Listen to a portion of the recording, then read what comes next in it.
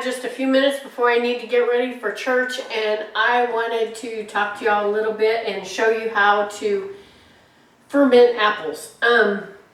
I've fermented apples several times now, and I absolutely love it, and it tastes like apple pie, without the crust, of course.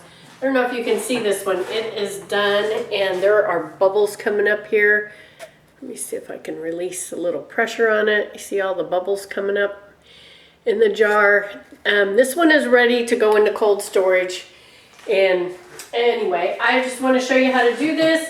It takes a few minutes, and it's healthier than apple pie and absolutely delicious. So I have here about 4 apples that I have cut up, and I try to get them so that the little squares are pretty uniform shape. They're little cubes about like that. You can slice them, but I find that I can fit more in the jar if I do them this way. So I'm going to start with maple syrup, and I'm going to use a half a cup of that. Some people use honey, and honey may work just fine, but honey has some antibacterial properties in it, and so I don't want anything that's going to interfere with my ferment. So I decided to use the maple syrup, and I actually really like the taste of it. It is delicious. So we're going to put that in our jar. It's a clean, sterile jar, and I use wide mouth for fermenting because I can get my hand in there and pack it in better. And my weights that I have fit the wide mouth jar, so I go with that.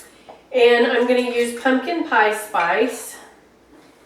And I haven't opened this one, so it's going to take me just a second. The pumpkin pie spice gives it an amazing flavor. I use Frontier organic pumpkin pie spice, and I'm going to put a teaspoon of that in.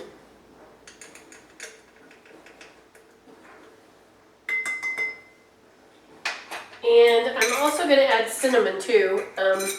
Honestly, I love pumpkin pie spice and I love cinnamon, and they're both really healthy, so I'm going to use some of both. Even though the pumpkin pie spice has cinnamon in it, it has a lot of other things, cloves, and so I just add them both. And so far, it's always come out really good. So let's see. Now I need a teaspoon of salt.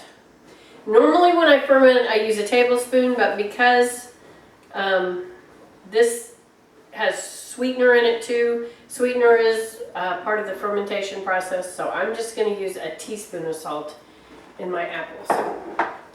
Okay, another thing I'm going to use is kombucha, and it has to be raw, and you can use plain, or I'm going to use ginger because ginger and apples just go together. And I want about 3 tablespoons of that, so you can see how I'm going to measure mine. 2, 3.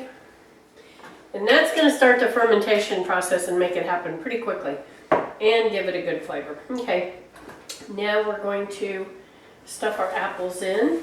Some people put lemon in it, and that's fine. I did try lemon in one. It didn't ferment as fast or as much as ones without lemon, so I opted for not putting lemon in it, but the flavor was very good when I put lemon in it. Okay, we're going to stuff these down in as much as you can, and if you have some extra pieces, then I guess you just have to eat them. So I'm going to push these. I think I can fit them in there though, and still have room for my weight in there. Okay, I'm going to finish filling this up with water. And I use distilled water. Not everybody likes to use distilled water, but at least don't use tap water with chlorine and fluoride in it. Okay, the next thing I'm going to do is put my sterilized lid on, and I'm going to shake this up so I mix everything up in here. And that'll get that kombucha all mixed in and the seasonings. So I just turn it back and forth until it's pretty good and mixed up. And it already looks delicious.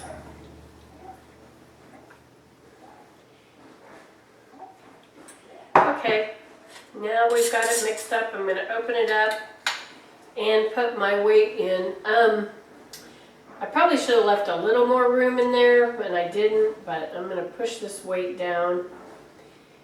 I always put this on a plate because when the CO2 starts coming out of it, it's going to spew all over.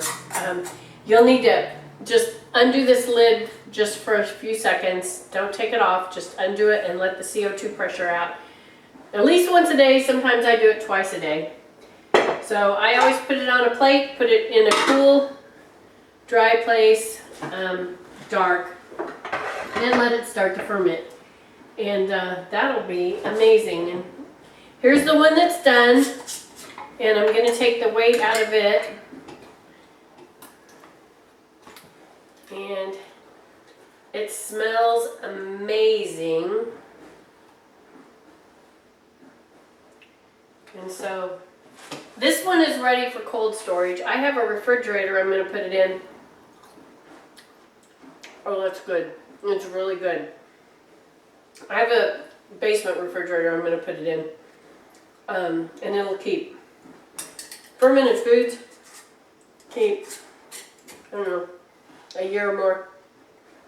Easy. I'm going to put that in there, and it'll be ready for winter.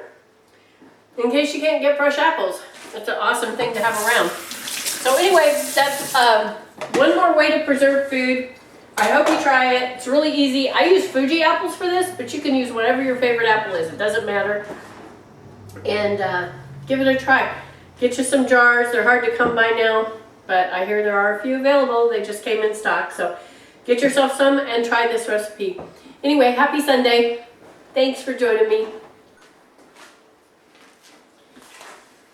So the fermentation process, because we use the kombucha, will start faster than it normally would if we were just using a salt water. So, and the process will happen quicker. So I would say I leave mine on the counter 3, 4, I wouldn't leave it any longer than 5 days with the kombucha in it. You really don't need to. So just know that you can watch it, you can taste it, you can check the firmness of the apples. Mine are still really crisp.